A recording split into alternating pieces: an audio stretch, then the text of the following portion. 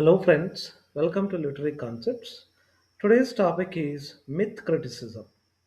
Now, let us try to understand the basic concept of myth criticism. Generally, myth criticism in simple terms. So, myth criticism is a way of studying literature by looking at myths, that is, the traditional stories and symbols and common story patterns found in different cultures. So, myth criticism is a way of studying or understanding literature by looking at myths, symbols, and common story patterns which we find in different cultures. That is myth criticism in simple words. So, this myth criticism is a literary approach that examines text through the lens of myths, archetypes, and symbols derived from collective human experiences across cultures. So, the myth criticism is a literary approach where that by applying this literary approach, we understand the text by looking at the lens of myths. Understand? We understand it through myths. Myth Myths means the old traditional stories. Myths means the old traditional stories and archetypes means the common character types. Archetypes are the common character types which we see again and again in stories. So the common character types are symbols which we come across again and again in stories, and symbols so derived from collective human experiences. So these are originated from collective human experiences across the cultures. So throughout the different cultures, that is myth criticism. So it assumes that all literary works share a deep underlying structure rooted in universal patterns, especially those found in myths, legends, dreams, and religious narratives. So it believes that the myth criticism believes that all literary works share a deep and underlying the hidden structure rooted in, so that is strongly have connection in universal patterns. So that is the common ideas and the common actions which we find everywhere, especially those found in, particularly we find these universal patterns in myths, that is the traditional stories, legends, that is famous old stories, dreams, and religious narratives, that is religious stories. Understand? So this theory often draws on the insights of, so this theory always takes the insights. Understand? We understand it from, okay, insights of the different disciplines like anthropology, psychology, and comparative religion. So myth criticism, so it draws the insights of, understand, the deeper understanding of anthropology, psychology, and comparative religion. This is all about the introduction of myth criticism. Now, let us try to understand the key idea, the important idea of the myth criticism. So, myth criticism believes that all literature is a retelling or reimagining of the great myths. Understand? So, all literature, each and every literature is a retelling and reimagining, that is thinking about something in a new way, that is we are reimagining it in a something new way, reimagining of what the great myths, the great old traditional stories and archetypes, the common characters which are present in the stories that define human experiences. So, those define our human experiences. So, here the myth criticism believes that it is retelling and reimagining of the great myths and archetypes. So, which presents the human experiences. This is the key idea of myth criticism. Now, let us try to understand the historical background of myth criticism. So, it was started, evolved in the early 20th century from classical studies. So, classical studies means the study of ancient Greek and Roman cultures and literatures, and as well as the Freudian and Jungian psychology, the Freudian and Jungian psychology and comparative mythology. Understand? So the myth criticism has emerged in the early 20th century from classical studies, that is, the study of ancient Greek and Roman cultures and literatures, and Freudian and Jungian psychology and comparative mythology. So it became more systematized and popular in the mid 20th century. So it has become, the myth criticism has become more systematized, more organized and popular in the mid 20th century with the works of critics like, so with the publications of the critics like, publication of works of critics like Northrop Frye and thinkers like Carl Jung and Joseph Campbell. So, with these critics' works, Northrop Frye, Carl Jung, and Joseph Campbell, so it has become more systematized or organized, well organized manner. This is the beginnings of the myth criticism, the origins of myth criticism. Now, let us try to understand the core concepts of myth criticism. The, the first concept is myth. So, myth, in the beginning itself, I told you that myth is a traditional story. Understand, it is a traditional story, often involving gods and supernatural beings. So, in that traditional story, we find the involvement of gods and supernatural beings. The supernatural beings means nothing but the gods or spirits or any magical creatures. So that explain natural or cultural phenomena. So that traditional story which explains the natural and cultural events. Phenomena means so events or happenings.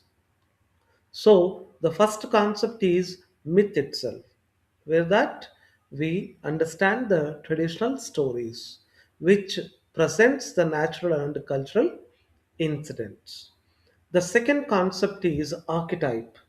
See, archetype, already I explained you. The archetype is a common character type which we find again and again in stories. So, archetype is a universal symbol, that is a common symbol or a common character or a motive, that is a repeated idea. Motive means a repeated idea or image or theme in a story. So motive means a repeated idea or image or theme in a story. So, all these things, archetype is a common symbol, a common character, or a motive that recurring across myths. So, that occurs, that happens across different myths, different traditional stories, dreams, and literature.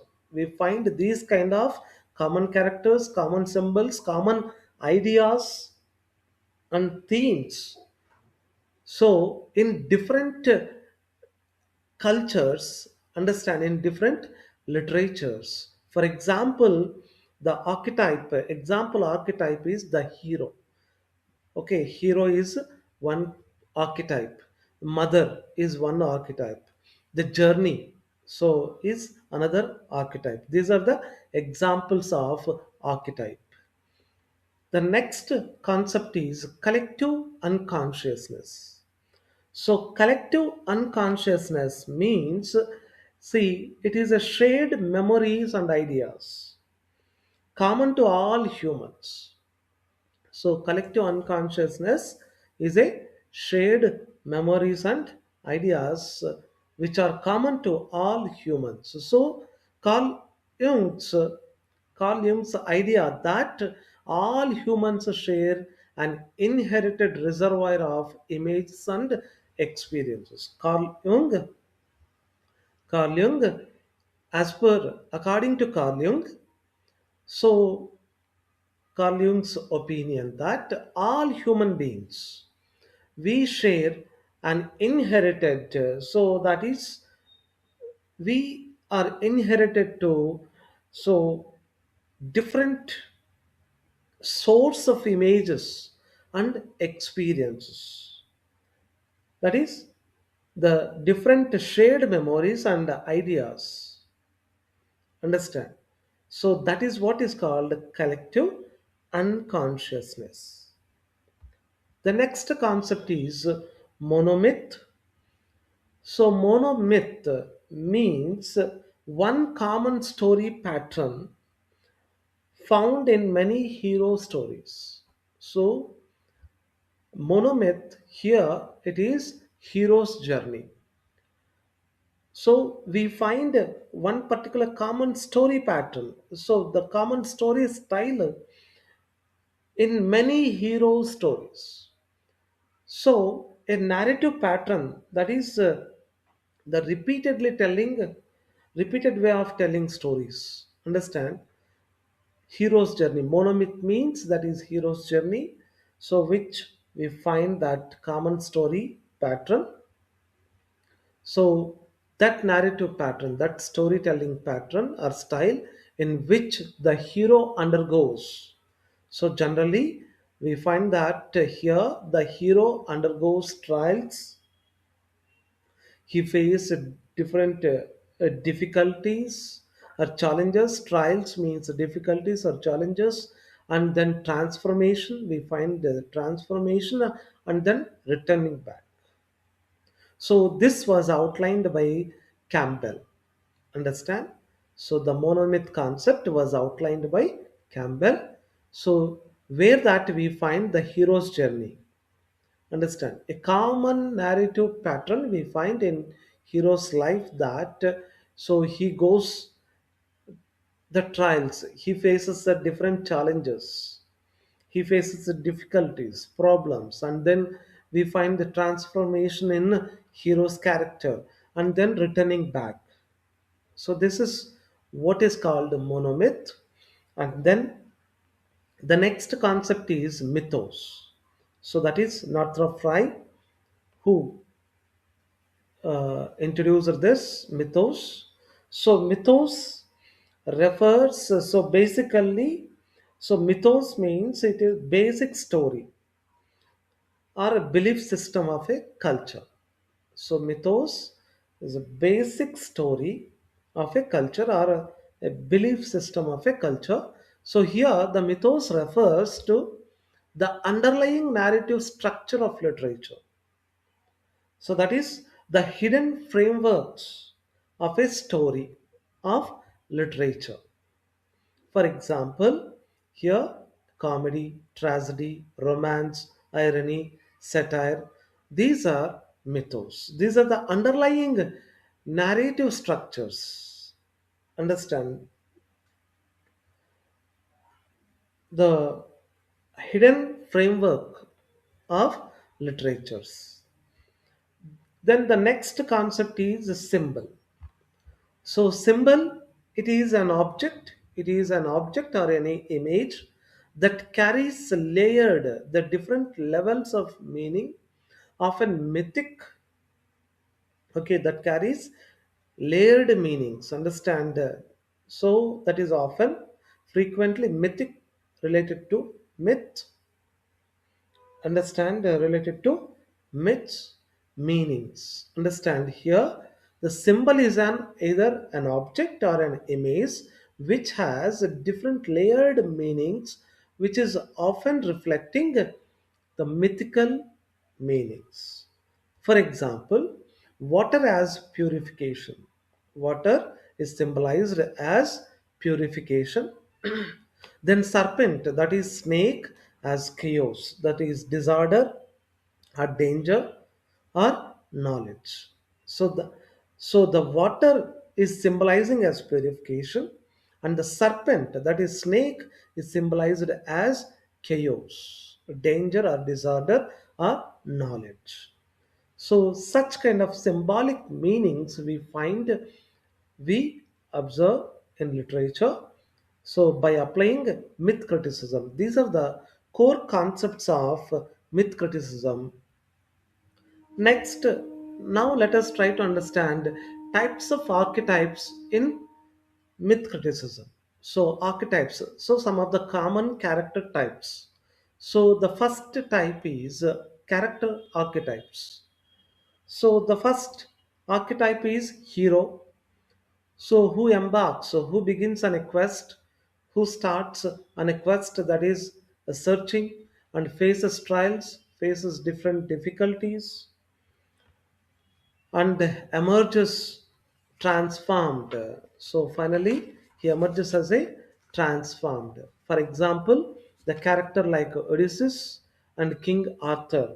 So Odysseus character from Odyssey, okay, Homer's Odyssey, and the King Arthur, he was a famous king.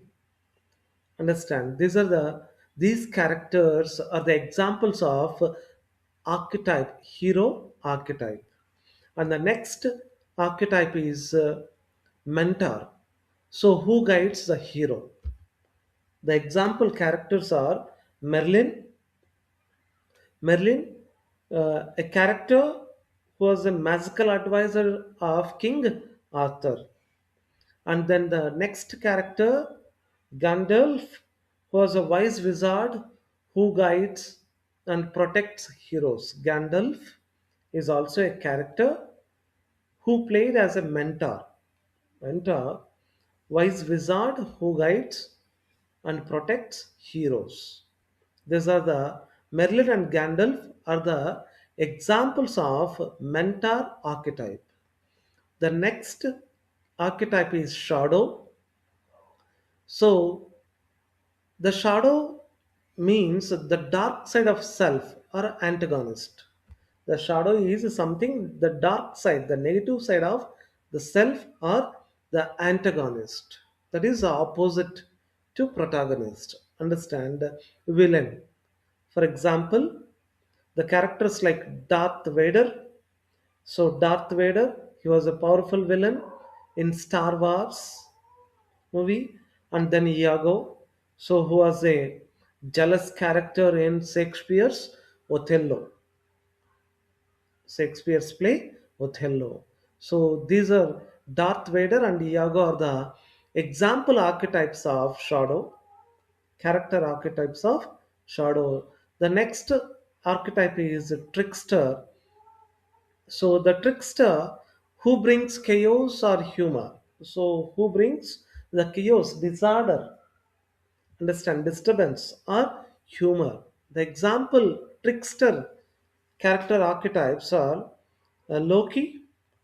Loki, so he is a trickster god known for mischief. Loki is a character who is the trickster god, known for mischief, and the Puck, so who was a playful fairy spirit in Shakespeare's play Midsummer's Night's Dream. So Puck was a playful fairy spirit. So Loki and Puck are the uh, character archetypes of trickster. And the next great mother, another archetype. So symbol of life, great mother symbols of life, fertility and protection. Example Demeter, Greek goddess of farming and harvest. Demeter is a character who is a Greek goddess of farming and harvest, and Gaia, okay, who is a goddess who represents the earth. So Demeter and Gaia are the character archetypes of Great Mother. So these are the different character archetypes which we find in myth criticism. The next, situational archetypes. So the first situational archetype is the quest. Quest is search, a long search or journey. So, journey to achieve a goal involves different trials, different challenges. So, the quest we find, so it is a journey or it is a search to achieve a goal, having some goal to achieve something in their life, which involves the different challenges, facing different trials. The next situational archetype is death and rebirth. So, death and rebirth are symbolic death followed by renewal. That is, for example, winter to spring. Understand? So, death and rebirth are the second type of situational archetypes. And the third one is initiation. So, initiation means beginning or starting. So, the transition into new stage of life or awareness. So, initiation, there is, you find the transformation into the transition, the change into a new stage of life or awareness. And the fourth one is the fall. So, that is the decline. The fall means a decline. Descent means a decline or downwards, movement towards downwards. So, descent from innocence to experience. So, we find that fall or decline from innocence to experience. And the next situational archetype is the flood. So, which symbols of cleansing or destruction? Flood is a symbol of cleansing. Understand? Making pure. Understand? Or destruction. So, example Noah's Ark, Gilgamesh. Noah's Ark, Gilgamesh. Understand? These are the uh, different situational archetypes. The next type is symbolic archetypes.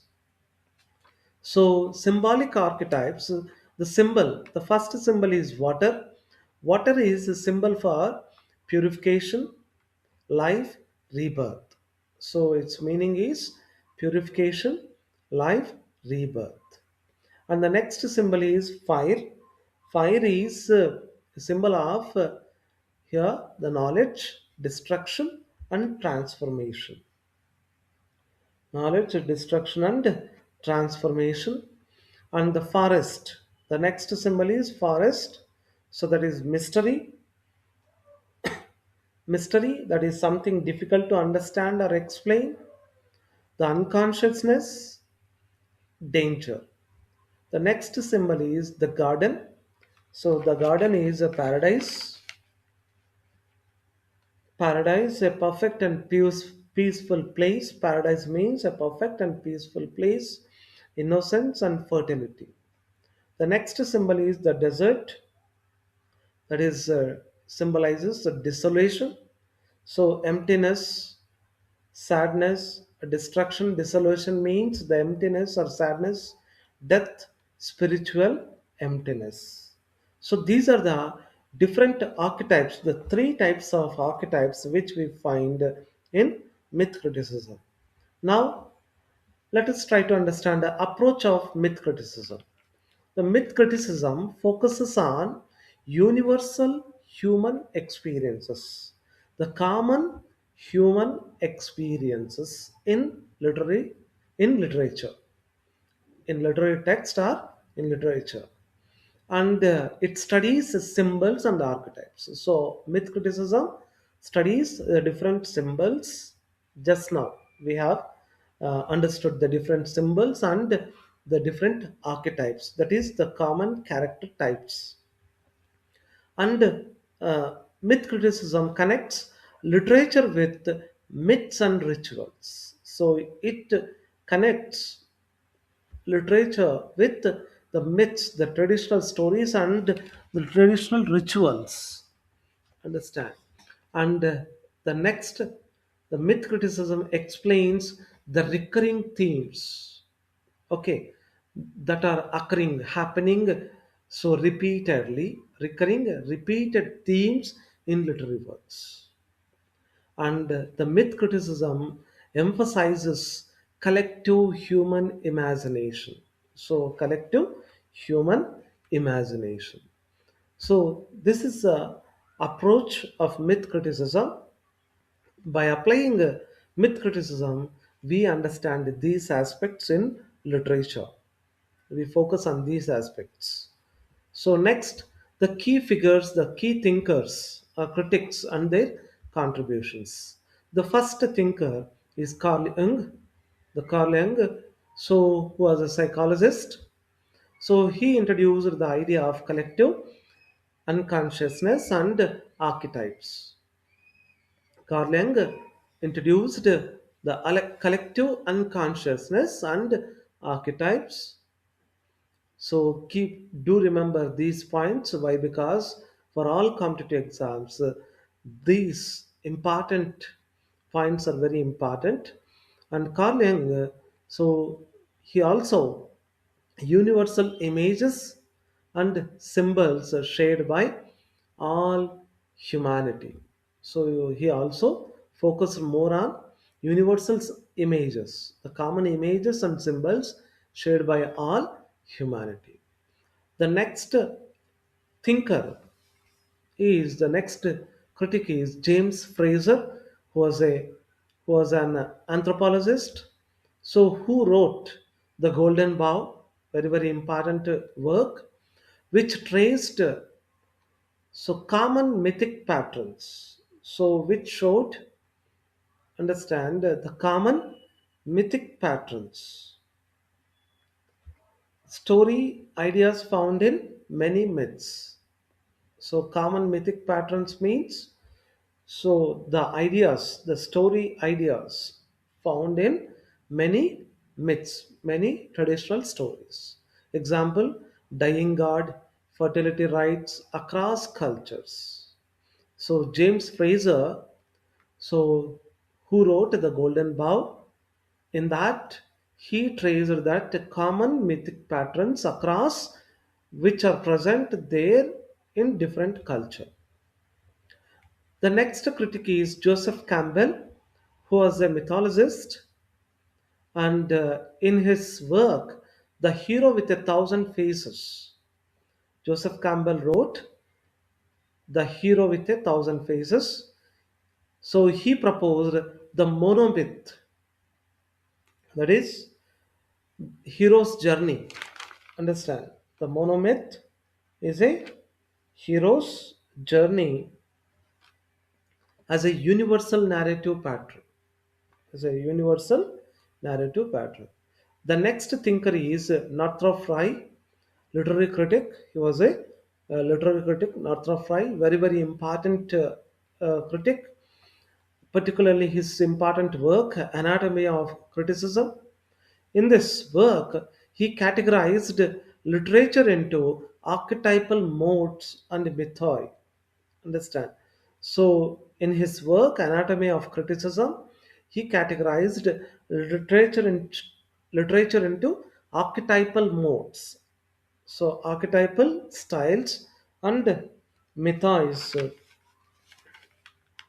So that is the different kinds of myths. Mythoi means different kinds or categories of myths. Example: comedy, tragedy, romance, satire, like that. And then Botkin, Maud Botkin, so who applied Jungian ideas, called Jung's ideas, to literary criticism in archetypal patterns in poetry. In archetypal patterns in poetry. So Maud Botkin applied Jungian ideas to literary criticism in his archetypal patterns in poetry work. These are the key figures and their contributions. Now let us try to understand some of the key texts. Okay, some of the important texts of myth criticism. The first one is The Golden Bough, which was published in 1890. So authored by James Fraser. So who traced mythic patterns across world cultures. In this Golden Bough, so James Fraser, who tries to find out the mythical patterns across world cultures, different cultures. The next work is The Hero with a Thousand Faces, which was published in 1949, written by Joseph Campbell. So who introduced the hero's journey, that is monomyth concept. And the third one is Anatomy of Criticism, which was published in 1957, so written by Northrop Frye. So, who systematized, who organized archetypal literary theory into mythoi? So, archetypal literary theory into mythoi, that is different kinds of myths. Mythoi means different kinds of myths, different categories of myths. And the fourth one is Archetypes and the Collective Unconsciousness, which was published in 1934, written by Carl Jung. Carl Jung. So it was foundation for archetypal symbols and patterns. So archetypes and the unconscious, collective unconscious, so was a foundation for archetypal symbols and patterns. And the last work is Archetypal Patterns in Poetry, which was published in 1934, written by Maud Botkin, so who applied Jungian theory to literature. Maud Botkin, who applied Jungian theory to literature. So these are the important texts and scholars. Okay, text and different authors, critics who written and their contributions to myth criticism. I hope you like the content. If you like the content, please like, share, and subscribe. Thank you so much.